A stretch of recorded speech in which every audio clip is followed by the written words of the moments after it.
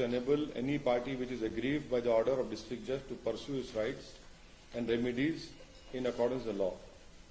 तो जो interim order है वो आज के इस ऑर्डर के बाद भी सुप्रीम कोर्ट ने कहा shall continue to remain in operation pending disposal application. तो 8 हफ्ते का टाइम है, 8 हफ्ते का इसके ऊपर 8 वीक्स का सुप्रीम कोर्ट ने अपने ऑर्डर में कहा था कि 8 हफ्ते का टाइम है, तो 8 हफ्ते के अंदर सुप्रीम कोर्ट का उस पे है। और मैं उम्मीद करता हूं कि इंतजामिया कमेटी इस फैसले के खिलाफ वो अपील करेंगे हाई कोर्ट में। फ्रीज तो है और 711 का ऑर्डर को उन्होंने आज एडिशनल डिस्ट्रिक्ट जज ने कहा है। मेरा मानना यह है कि ये जो आज ऑर्डर आया है इससे देश में अब बहुत सी चीजें शुरू हो जाएंगी। हर कोई जाकर ये कहेगा कि नहीं नहीं 15 अगस्त 1947 से पहले से हम यहां पर थे, तो फिर 1991 का जो places of religious worship act है वो तो उसका मकसद ही फेल हो जाता है, क्योंकि 91 का एक्ट इसलिए बनाया गया था ताकि इस तरह के कॉन्फ्लिक्ट जो है वो हमेशा के लिए खत्म हो जाए। मगर आज के ऑर्डर के बाद ऐसा लगता है कि फिर अब ये लिटिगेशन शुरू हो जाएगा इन तमाम इश्यूज के ऊपर और हम दोबारा 80 और 90 के दहे में वापस जा रहे हैं। फिर इससे अगर खुदा ना खास्ता अगर हम 80 और 90 के दहे में वापस चले जाएंगे तो ये हर जगह पर एक डिस्टेबलाइजिंग इफेक्ट पैदा हो जाएगा। तो ये हम तो उम्मीद कर रहे थे कि कोर्ट इस तरह के इश्यूज को, जैसे अंग्रेजी में कहते हैं कि they will nib it in it's but, मगर अब लगता है कि इस तरह का लिटिगेशन अगर आगे बढ़ेगा तो फिर ये उसी रास्ते पर जा रहा है जो बाबरी मस्जिद का लीगल इशू गया था। अब आप बोलेंगे नहीं नहीं टाइटल नहीं है, वहां पर ऐसा करने की इजाजत दी जाए। अरे भाई तो फिर कैसा होगा ये? अच्छा, और आप इस बात को समझिए कि ये जो नरेंद्र मोदी भारत के प्रधानमंत्री ने जो बड़ी मंदिर का इनॉग्रेशन किया था ना अभी साल 1.5 साल पहले, क्या आप लोगों को मालूम है कि प्लॉट नंबर 93, 94 एक्सचेंज किया गया मुसलमानों से? नहीं, इसकी बात कर रहा हूं मैं, इसी काशी की मंदिर की बात कर रहा हूं। प्लॉट नंबर 93, 94 को मुसलमानों से एक्सचेंज किया गया। एक प्लॉट लेकर दूसरा घर दिया गया। तो जब एक्सचेंज होता है तो मालिक से होता है ना, मालिक से एक्सचेंज कर रहे हो और आप आज ही ऑर्डर आ रहा है। ये जो प्रधानमंत्री ने जो इनॉग्रेशन किया, जो पूरे उसको बताया कि मॉडर्नाइज किया गया, उसको तोड़ा गया, बनाया गया, एक्सचेंज हुआ है प्रॉपर्टी का। अब इसको क्या बोलेंगे? और उसके एक्सचेंज के रजिस्टर्ड डॉक्यूमेंट्स हैं, रजिस्टर्ड डॉक्यूमेंट्स हैं। आप बोल रहे हैं कि ये बात कैसी कहते हैं फिर आप?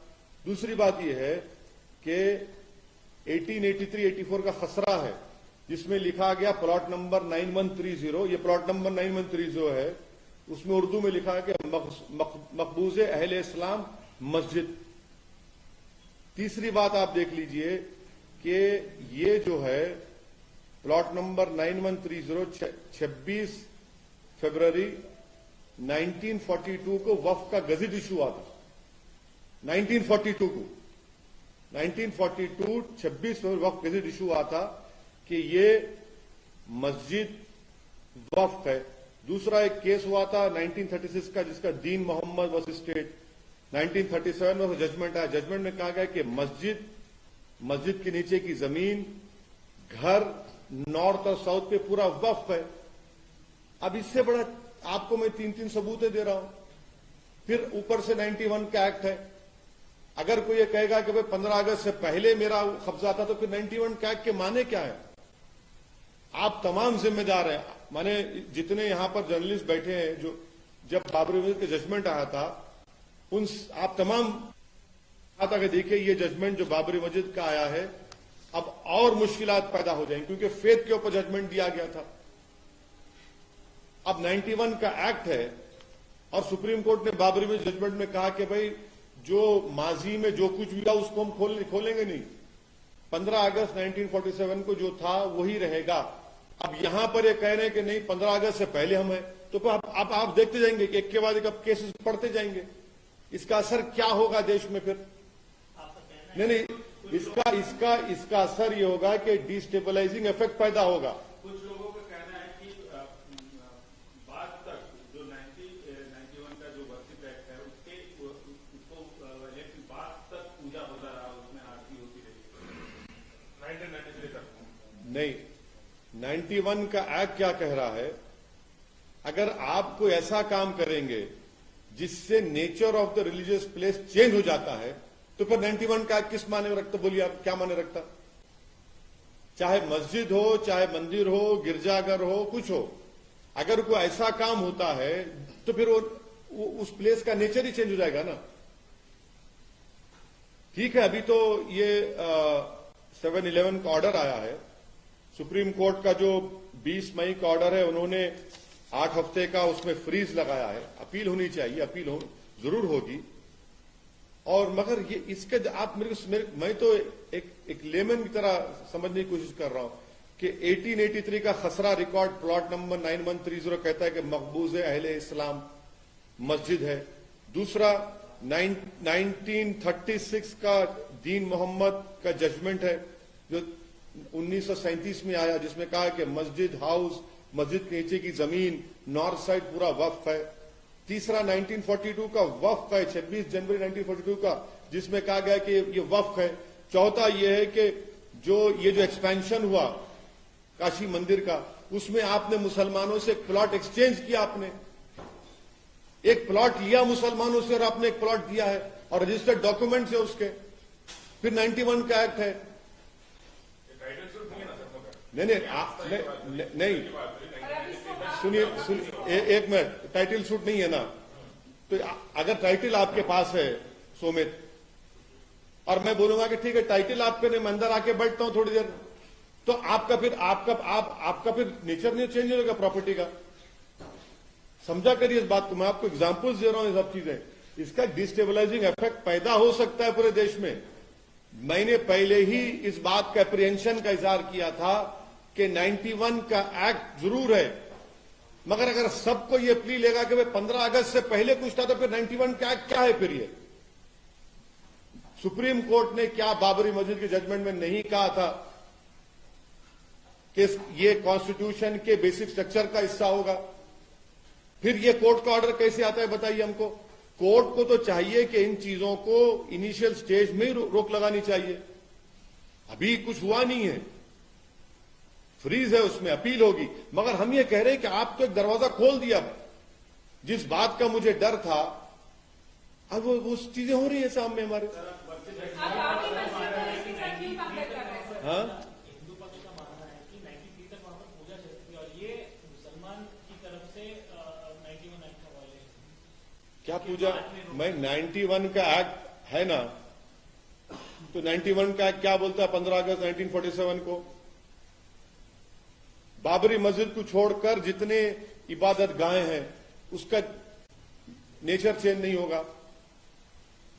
वो कहता ही नहीं कहता है। मैं आपको एग्जाम्पल दे रहा हूं 1883-84 का खसरा रिकॉर्ड, उसमें कहा गया कि मस्जिद है। मैं आपको एग्जाम्पल दे रहा हूं 1936 का दीन मोहम्मद वर्सेस स्टेट केस था, जिसमें 1937 में कहा गया कि मस्जिद है, इसमें घर है, अतराफ में जमीन नीचे की नॉर्थ साइड पूरी वक्फ है। फिर मैं आपको बता रहा हूं 1942 26 फरवरी को वक्फ गेजेट इशू हुआ कि वक्फ है। चौथा मैं आपको कह रहा हूं कि जब ये काशी का एक्सपेंशन हो रहा था, जिसको प्रधानमंत्री ने इनॉग्रेट किया, उसमें प्रॉपर्टी एक्सचेंज हुई रजिस्टर्ड डॉक्यूमेंट्स के साथ। फिर क्या है? फिर ये हमको तकलीफ इस बात की है कि सब रहने के बावजूद भी आज ये सब हो रहा है। अब कोर्ट का फैसला है, ठीक है, मगर अपील होगी। और मेरा अप्रीहेंशन का तो मैं इजहार कर चुका हूं। सर, आप बाबरी मस्जिद का केस ला रहे हैं, इसमें तो आप बाबरी मस्जिद और इसको क्यों हम बता रहे हैं? नहीं तो देखिए सुनिए, बाबरी मस्जिद कैसे शुरू हुआ? बाबरी मस्जिद कैसे नहीं, बाबरी मस्जिद शुरू कैसे हुआ? आपने रात के अंधेरे में जाकर वहां पर मूर्तियां रखकर आपने उसको सील कर दिया। और फिर आपने बगैर मुसलमान को पूछे वहां पर आपने पूजा शुरू कर दी।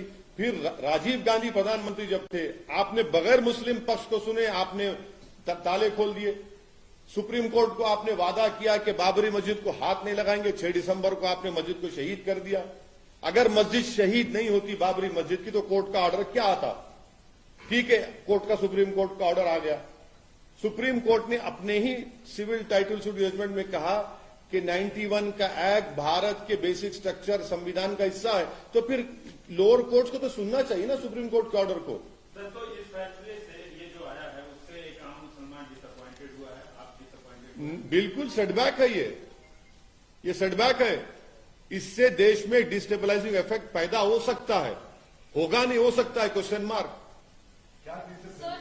नहीं, इसलिए देखिए हर कोई जाकर ये बोलेगा कि 15 अगस्त से पहले था, 47 से पहले ये होता था। कहां खत्म होगा भाई ये? फिर ये कहां खत्म होगा बताइए? हमने 91 का एक्ट क्यों बनाया था? बनाने का मकसद क्या था कि इस तरह के ये जो चीजें हो रही हैं उसका खात्मा हो जाए, कॉन्फ्लिक्ट जितना खत्म हो जाए। आपने तो अब तो परपेचुअल लिटिगेशन चलता रहेगा।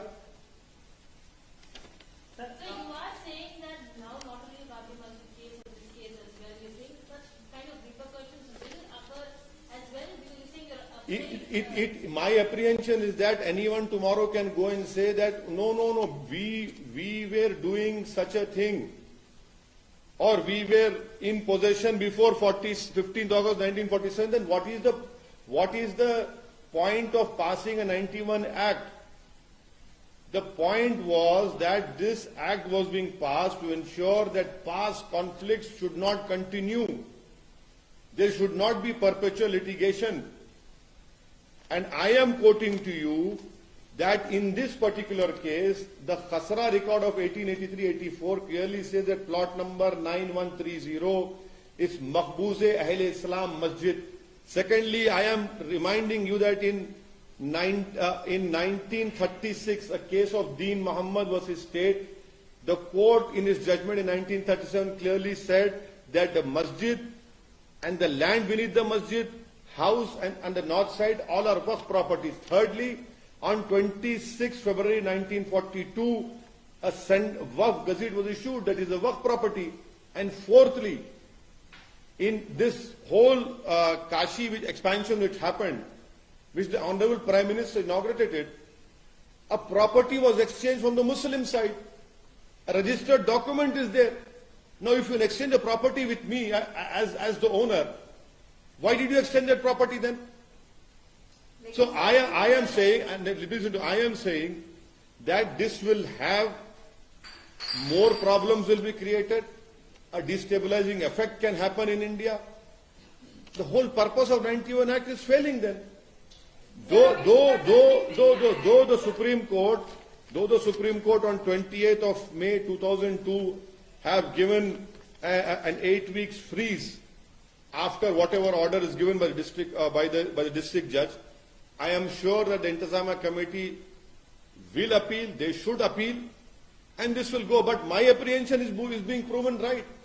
On the day Babri Masjid judgment was given, I had told you categorically that such issues will be raked up. No one believed me. Everyone, in fact, all of you said that you are trying to create an apprehension. Sir, अभी पूरा judgment नहीं आया है. ये सिर्फ order 7, rule 7 और order 11 का को reject किया है. आप 19(1) Act को इसके साथ क्यों अभी मतलब आप conflict की बात कर रहे हैं? देखिए मैडम, देखिए नहीं, आपकी बात सही है। ये 7/11 का जो आप बोलते बिल्कुल सही है। मेरा मानना ये है, मेरी राय ये है कि court should have nipped it in its bud. 91 का एक्ट क्यों पास किया हम लोग पार्लियामेंट में? क्यों सुप्रीम कोर्ट ने बाबरी मस्जिद के जजमेंट में कहा कि जो past wrongs can not be corrected? आप और ये बोल रहे हैं कि 15 अगस्त से पहले उनका कुछ था, तो भाई फिर कहां रुकेगा फिर बात? ये कहां रुकेगा फिर बात? ये आपको लगता है इस फैसले का असर जो है मथुरा में जो डिस्प्यूट चल रहा है, जो हियरिंग हो रही है, उससे पड़ेगा? पड़ेगा? नहीं, मैं कुछ भी नहीं कह रहा हूं। मैं सिर्फ यही कह रहा हूं कि जब आपने एक दरवाजा खोल दिया है कि 91 का एक्ट तो 47 15 अगस्त की बात हम तो पहले से थे वहां पर, तो कहां रुकेंगे फिर आप? हर जगह ये चलना शुरू हो जाएगा। My apprehension is that the 91 act was passed to ensure that past conflicts these conflicts are put to an end. Now, this perpetual litigation will continue. By allowing a litigation to continue, that is why I am saying Babri Masjid can be repeated. Uttar Pradesh के deputy chief minister हैं sir, उन्होंने tweet किया है करवट लेते काशी मस्जिद। उनको अगर थोड़ा सा भी रूल ऑफ लॉ मालूम होगा और अगर थोड़ा उनको बुद्धि होगी तो उनको ये बोलना चाहिए कि जो सुन्नी वक्फ बोर्ड है, क्या वो सरकार का हिस्सा नहीं है? उत्तर प्रदेश सरकार का? क्या उत्तर प्रदेश सरकार सिर्फ मुसलमानों की सरकार नहीं है क्या? कैसा मंत्री इस तरह की बात कर रहा है संविधान पर रोक लेकर?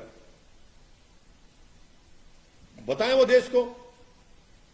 जो सुन्नी वक्फ बोर्ड है वो यूपी सरकार का हिस्सा है या कोई प्राइवेट प्रॉपर्टी है? वो ये प्राइवेट ऑर्गेनाइजेशन है? वो कैसी बात कर रहे हैं आप? खुलकर अपनी नफरत का और अपनी तरफदारी का इजहार कर रहे हैं। आपके तमाम मुखालफत के बावजूद आज सर्वे शुरू हो गया। नहीं, देखिए, मुखालिफत का सवाल नहीं है।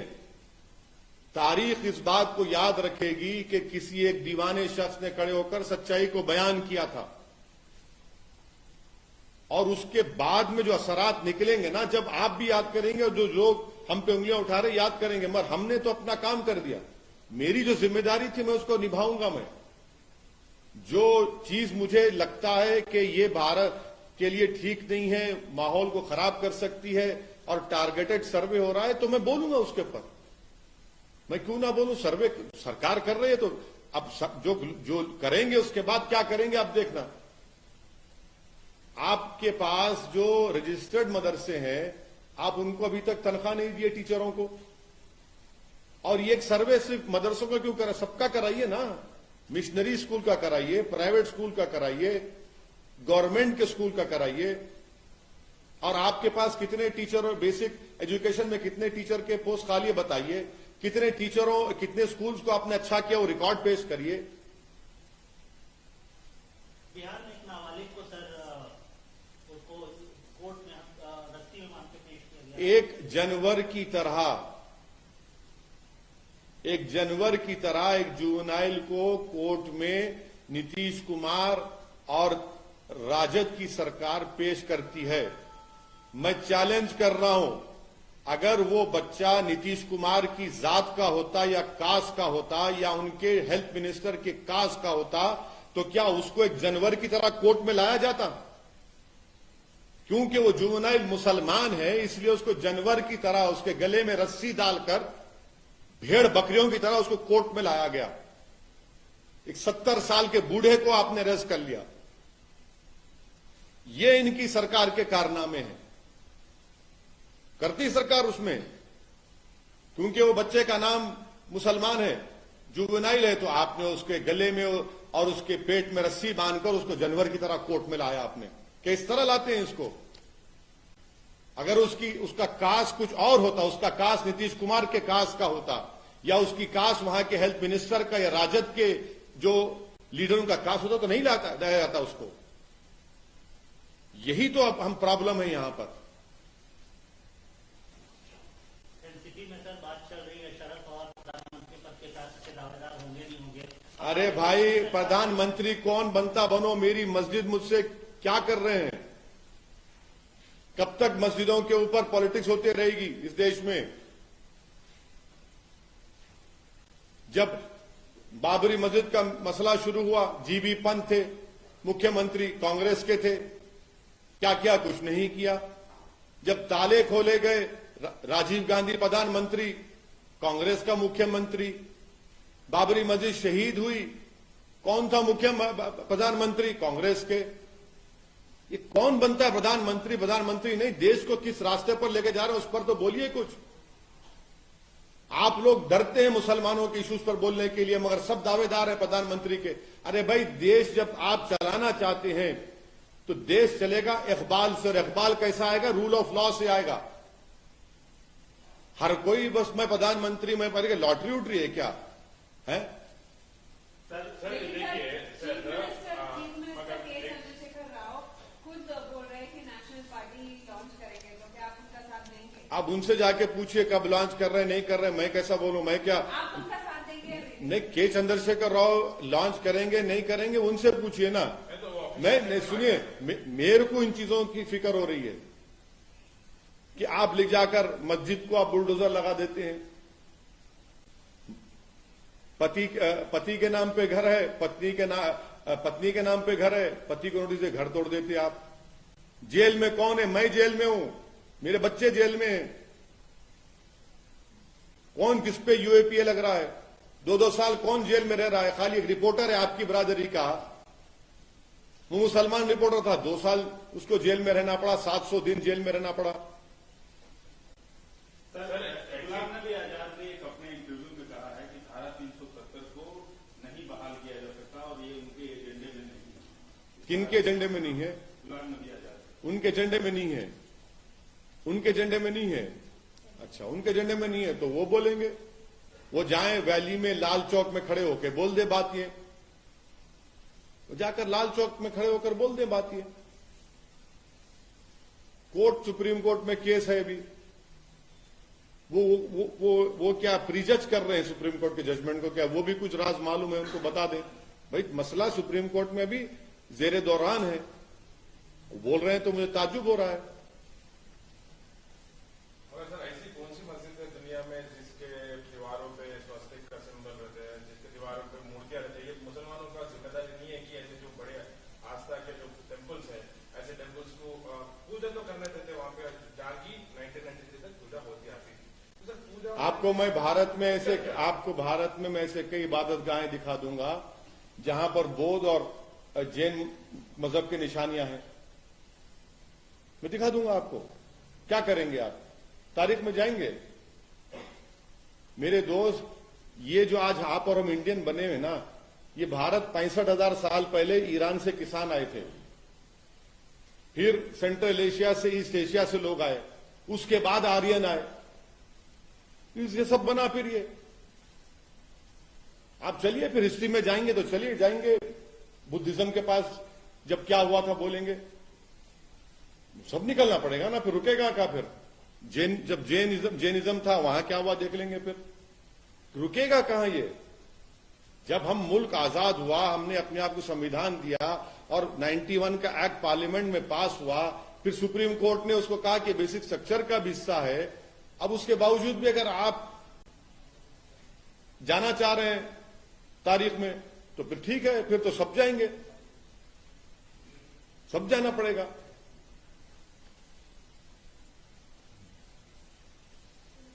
थैंक यू, शुक्रिया।